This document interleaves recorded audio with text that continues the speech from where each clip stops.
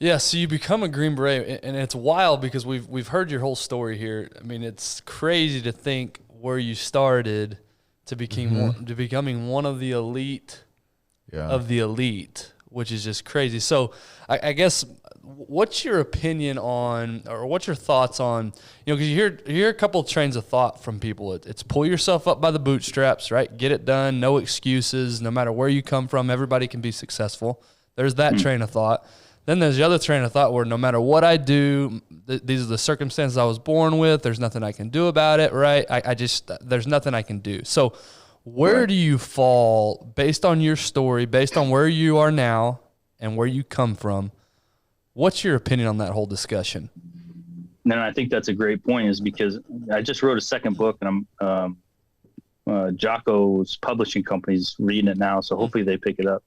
But the whole point of that is, it's called Better Broken. And people need to understand that not only can everyone achieve success, I truly believe, because of my background, that broke people who have trauma are more equipped for success. Absolutely. It's yeah. So true, I don't think that it's equal at all. I think it's unfair. I think the people that have trauma they have an unfair advantage over everybody else.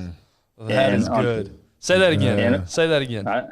Yeah, people with trauma have an unfair advantage over everybody else. Wow. And the only problem is that no one's told them before. They don't realize it yet. And I've experienced it, not because I knew beforehand or because someone came and told me and was like, hey man, it's part of my personality to kind of just like send it, and see what happens and just go for it and go for it and go for it. Right. But through that way of living, I've come to realize that my biggest advantage has always been my trauma. Did you ever have that realization in the moment going through it? Did you ever have that perspective, or is it only now looking back that you have that perspective? It took a long time. And that's why I think it's important that we tell people with trauma that they're better, and that they're more equipped than they realize, because this isn't like some corny sales pitch. Like, this is something I had to experience over a lot of hardship. And it was through writing my first book. Like, that first book was like just getting it out for me. It was a terrifying experience. I didn't put everything into it that I wish I did. And that's why the second book is a thing. It's short and it's to the point, and it's a Hail Mary pass of get it out of my hands before, I give up and I'm afraid to let it go. So that's what it was for me. But the process of writing it unpacked so much of my trauma that I had just put away and avoided and hid. And so through that unpacking, I started to realize that all the good things in my life were tied to the bad things. And so we try to compartmentalize, right? It's like just so natural. We take all the bad and tuck it way back in here.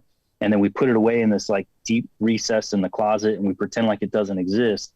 But then we don't realize that there's so much good attached to those things that we just pack those into the closet, and we're pretending like all our, determination and all the good things don't exist too. So we're not using the tools that we gained from all the hardship. We're packing it all away because we're so afraid of the pain that we'd rather be worse off than have to face it. And then, because it's really hard. It's terrifying. It's hard to look at it and be like, man, this really affected me in a horrible way. The trauma was terrible.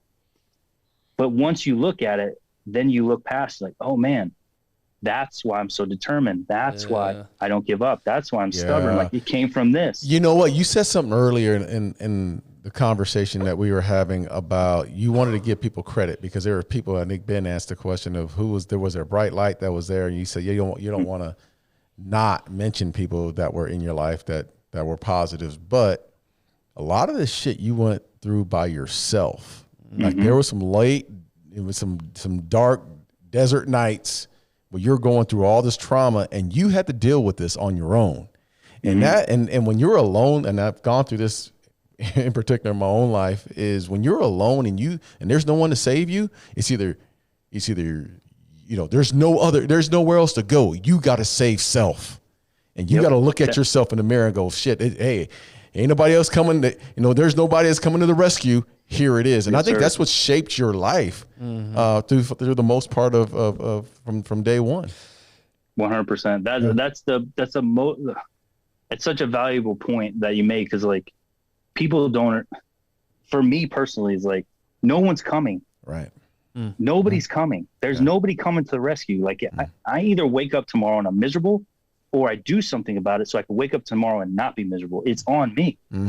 So I think that victim mentality comes from when people are like, I'm gonna cry wolf until somebody comes and rescues me. Yes. And it's like people that know real trauma know that nobody's coming and nobody gives a shit. So you could sit there, you can cry wolf until you starve to death. Oh man, we got to bottle that up, brother. Yeah. That is awesome what you just said. Yeah. You say you said it. I'm just piggybacking off of you. No, but it holds weight when people like when you two talk about it because of what you've been through. And you said corny sales, but it's not corny when it comes from somebody like you, because you're not just trying to sell something that you read in a book somewhere. You live this life. Yeah. This holds weight when you talk about this is what you've got to do. And when Darren talks about that, and that's what I love about this is that's what encourages us is examples like you could have very easily been a broken man still to this day, but you chose to move past that. You chose to better yourself. And that's what's so encouraging about your story is that, man, you had the wildest childhood of anybody we've ever talked to. Right. Yeah. And now you're doing some of the most incredible things, and you are one of the most incredible people. And I think that's the inspiration. I think that's the inspiration. That is the inspiration, yeah. Is that it is possible